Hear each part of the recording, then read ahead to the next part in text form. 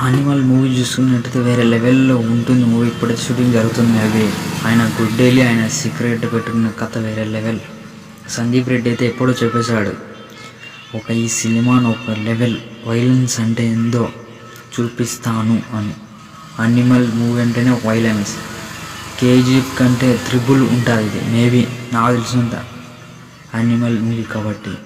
ఎందుకు ఆయన కత్తి ఆయన గుడ్డేలు చూడండి వేరే లెవెల్. పాన్ ఇండియా ఫిల్మ్ కాబట్టి కన్ఫామ్గా ఉంటుంది. మినిమం ఆల్మోస్ట్ హీరోయిన్ తెలుగులో గురించి రిలీజ్ అవుతుంది. రష్మిక మందన్ హీరోయిన్ వచ్చేసి.